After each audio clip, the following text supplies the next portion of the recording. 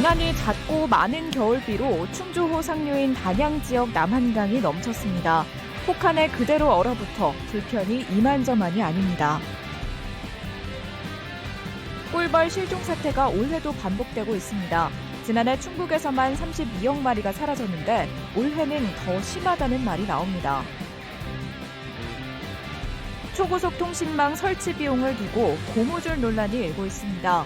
항의하면 절반 이하로 깎아준 사례도 있습니다.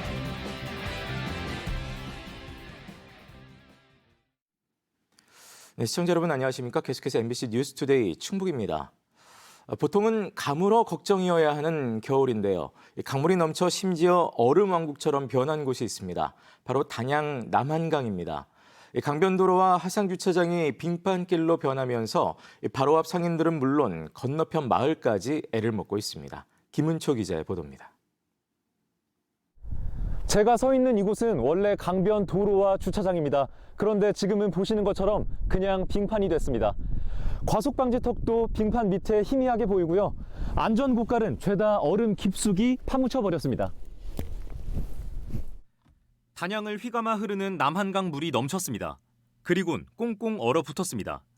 침수된 하상도로도 그대로 얼어 주차장은 아예 못 쓰게 됐습니다. 겨울에도 관광객이 많이 찾는 단양에서는 이런 손해가 없습니다.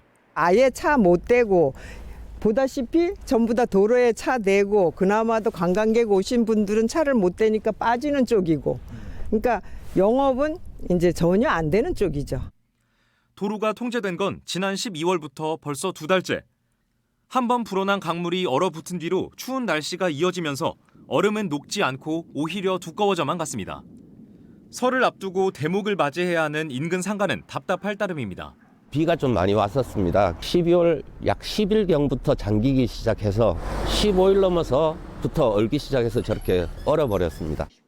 강 건너 마을은 아예 고립됐습니다.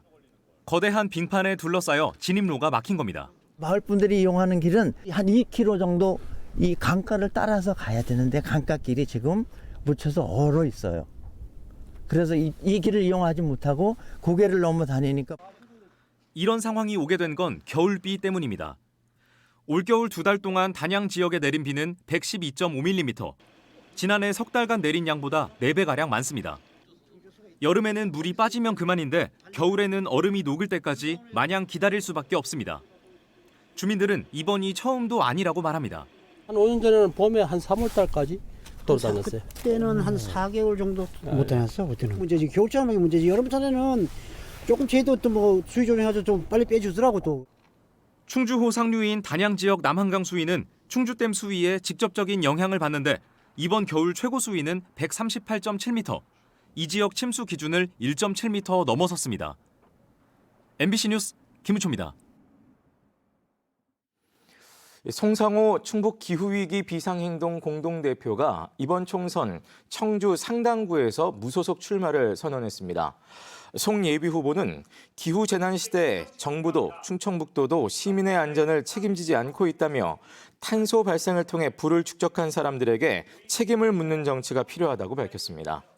송 예비 후보는 녹색당과 정의당을 비롯한 진보정당에도 기후의제를 전면화하자고 제안했습니다.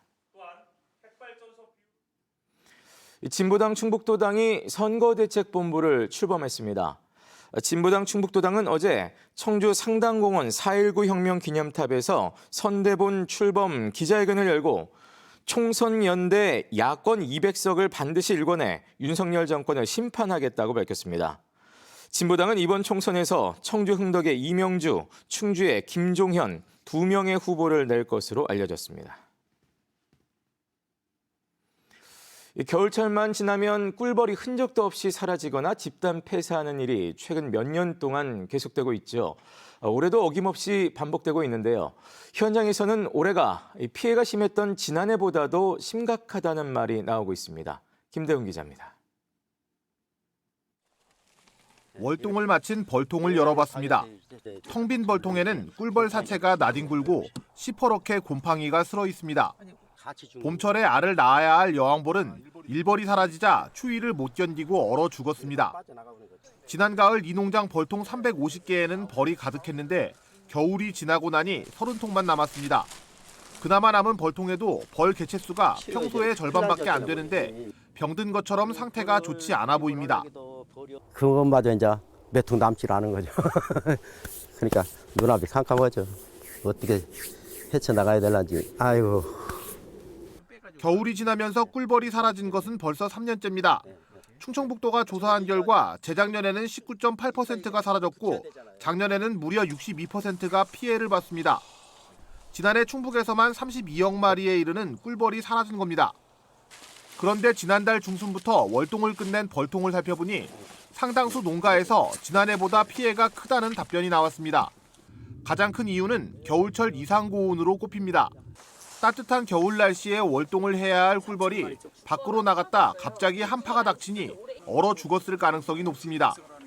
기후변화도 있죠. 12월에 너무 온난화가 돼가지고 이놈들이 나가가지고 들어와야 되는데 오지를 못한 거지.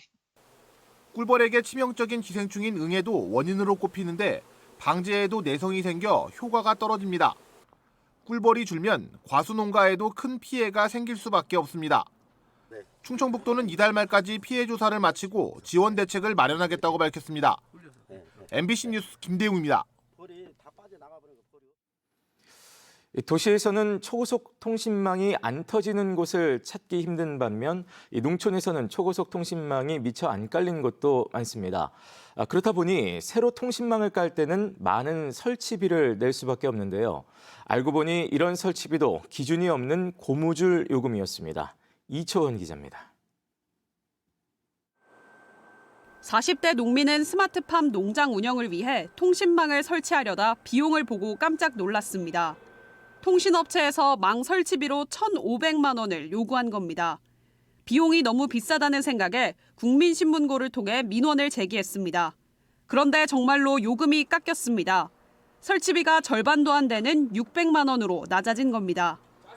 3년 뒤 두 번째 농장을 지을 때도 똑같은 상황이 벌어졌습니다. 통신사가 처음 제시한 비용은 700만 원.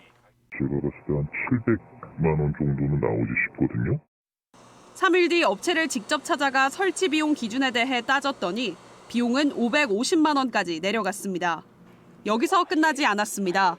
농장주가 사흘 뒤 받은 최종 설치비는 100만 원대까지 떨어졌습니다. 처음보다 80% 넘게 깎아준 겁니다.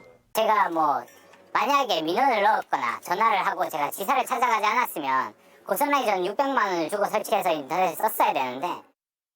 어떻게 이런 가격 할인이 가능한 걸까? 설치 비용 기준이 있냐는 취재진의 질문에 통신사는 명확한 기준을 제시하지 못했습니다. 지역이나 지형에 따라 비용이 달라질 수 있다는 겁니다. 터무니없이 가격이 낮아진 것에 대해서는 처음에는 대략적인 비용을 추산해 안내했을 뿐 현장 답사 후 더 나은 방법을 찾아 가격을 낮춘 것이라고 설명했습니다. 하지만 명확한 기준도 없이 소비자가 알기 어려운 방식으로 비용을 고지하는 건 문제가 있다는 지적입니다. 계약의 중요한 사항은 당연히 법적으로 사전 고지가 돼야 되는 내용입니다. 홈페이지가 없다 하더라도 그 소비자가 요청하면 당연히 보내줘야 되는 내용입니다. 명확한 기준도 없이 고무줄처럼 그때그때 달라지는 통신망 설치비. 항의하고 따지는 고객에게만 비용을 깎아주는 것 아니냐는 불신만 자초하고 있습니다. MBC 뉴스 이초원입니다. 청주 시내버스 노선 일부가 내일부터 일부 조정됩니다. 청주시는 지난해 12월 시내버스 노선 전면 개편 이후 시민들과 버스 운전기사들이 제기한 불편 사항에 대한 검토를 거쳐 43개 노선의 운행 시간과 경로를 일부 조정하기로 했습니다. 청주시는 또 오는 19일부터 시내버스 무료 환승 횟수를 2차례에서 3차례로 확대할 계획입니다. 졸업 시즌이 다가왔습니다. 그리고 졸업식 하면 학위복을 입고 찍는 기념사진 촬영을 빼놓을 수 없지요. 그런데 이 학위복을 7만 원이나 받고 빌려주는 대학이 있어 논란입니다. 김성국 기자가 취재했습니다. 충남대 대학원 총학생회에서 공지한 졸업 학위복 대여 신청 안내문입니다. 석사는 5만 원, 박사는 7만 원입니다. 학생들은 이 비용이 터무니없다고 지적합니다. 보통 무료로 대여를 하거나 아니면은 세탁비 명목으로 그냥 한 10,000원 정도만 그렇게 이제 지불을 하는데 그냥 부당하게 돈을 낸다라는 생각이 가깝죠. 졸업생들도 대여료가 너무 비싸다고 입을 모읍니다. 비싸서 저도 사설업체를 알아봐가지고 사설업체는 저희가 빌리는 것보다는 10,000원, 20,000원, 싼 데는 20,000원, 30,000원씩 차이 났던. 실제 같은 국립대인 카이스트는 학사와 석사, 박사 모두 세탁비 10,000원만 받고 한밭때는 무료로 학위복을 빌려줍니다. 인근 사진관에서도 촬영을 하면 학위복은 무료로 빌려줍니다. 학위복 디자인이 없는 것도 조금 놀랐는데 5만 원 받는다고 해서 더 놀랐죠. 거의 구매 비용이랑 차이가 없는데. 이렇게 다른 대학보다 비싼 충남대의 석사, 박사 학위복 대여료는 수년째 이어지고 있습니다. 충남대 대학원 총학생회 측은 대여료가 비싼 건 인정하면서도 모두 학생들을 위해 쓴다고 해명합니다. 학교에 이제 장학금 형식으로 이제 기부를 한다든지 또는 이제 저희가 대학원생들 지원 사업을 한다든지 이런 것들을 하려면 대학 측도 학생 자치기구인 대학원 총학생회에서 대여 업무를 담당하고 있어 학교와는 무관한 일이라며 선을 그었습니다. 논란이 커지자 대학원 총학생회 측은 오는 8월 졸업부터는 대여료를 낮추는 방안을 검토하겠다고 밝혔습니다. MBC 뉴스 김성국입니다. 고등학생 시절 알고 지내던 중학생을 집단 성폭행한 20대들이 3년여 만에 실형을 선고받았습니다. 청주지방법원 충주지원 이형걸 부장판사는 지난 2020년 충주의 한 여관에서 중학생을 집단 성폭행한 혐의로 기소된 20대 남성에게 징역 5년을 선고하고 법정 구속했습니다. 또 함께 범행을 저지른 2명에 대해서도 각각 징역 3년 6개월을 선고하고 40시간의 성폭력 치료 프로그램 이수 등을 명령했습니다. 다만 같은 혐의로 재판에 넘겨진 또 다른 6명에 대해서는 범행이 입증되지 않았다며 무죄를 선고했습니다. 지역 주택조합 자금 수십억 원을 빼돌린 혐의로 1심에서 실형을 선고받은 전 조합장과 업무대행사 대표의 항소심이 잇따라 연기됐습니다. 대전고등법원 청주재판부는 청주 사직 2구역 업무대행사 대표가 재판에 불출석했다는 이유로 어제 예정됐던 선고를 오는 15일로 연기했습니다. 전 조합장과 업무대행사 대표는 조합원 170여 명에게서 토지 확보 비용이 추가로 필요하다며 68억 원을 챙긴 혐의로 1심에서 각각 징역 2년 6개월과 3년 6개월을 선고받았습니다. 마트에서 높이 30cm 상자를 딛고 작업 중이던 60대가 숨져 노동당국이 조사에 나섰습니다. 고용노동부 청주지청에 따르면 지난달 26일 진천군 덕산읍의 한 마트에서 높이 30cm의 플라스틱 상자에 올라 선물 진열대를 설치하던 60대가 넘어지면서 바닥에 머리를 부딪혔고 병원 치료를 받다 이틀 만에 숨졌습니다. 해당 마트는 50인 미만 사업장으로 지난달 27일부터 중대재해처벌법 확대 적용 대상이지만 하루 전 사고가 발생해 법 적용을 면했습니다.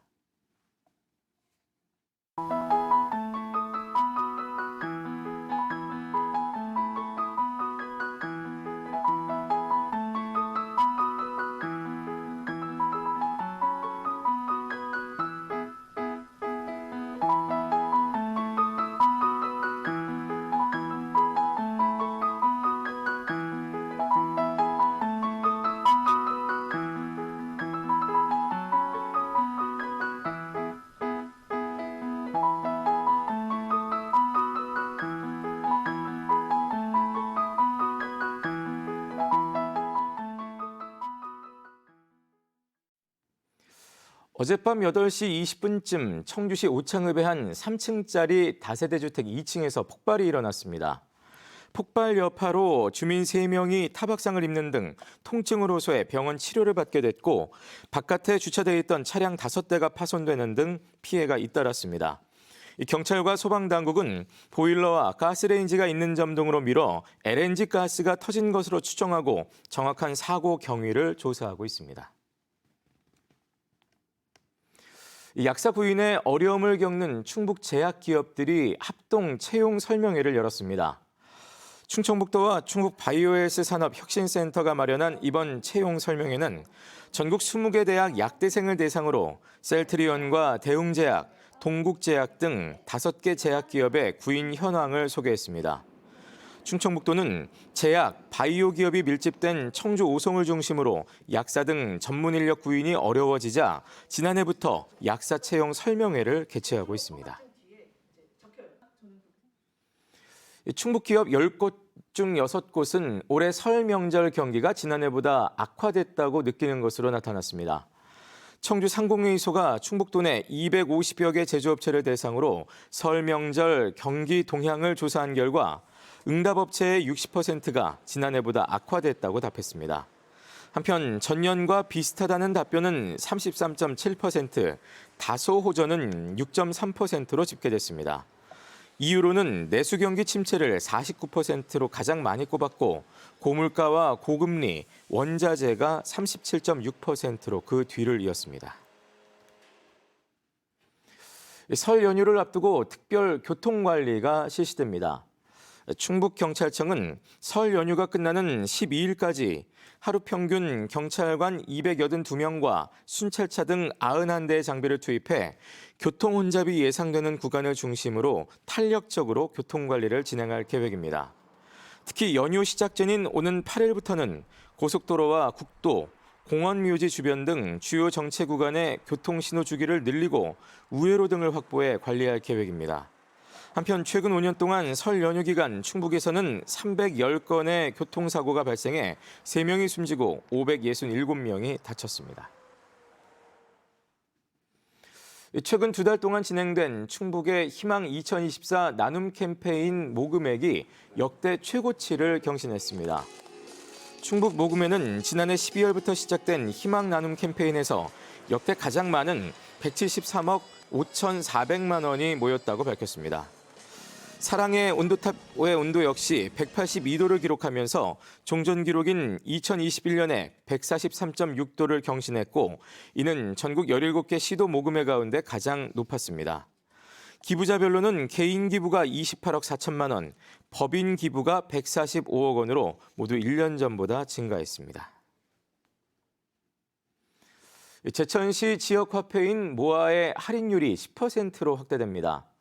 제천시는 지역화폐에 대한 정부 지원 예산 확보에 따라 이달부터 7%의 할인율을 10%로 늘리기로 했습니다. 또 설 명절을 맞아 2월 한 달 동안 모아의 구매 한도도 월 70만 원에서 100만 원으로 상향 조정합니다. 다만 40살 이상을 대상으로 하는 지류형 화폐 구매 한도는 월 50만 원을 그대로 유지합니다. 괴산 지역에서 헌혈에 참여하면 지역 화폐를 받게 됩니다. 괴산군은 혈액 수급 안정을 위해 지역 적십자 헌혈버스에서 헌혈에 참여한 사람들에게 괴산사랑 상품권 10,000원권을 지급하기로 했습니다. 네, 뉴스를 마칩니다. 고맙습니다.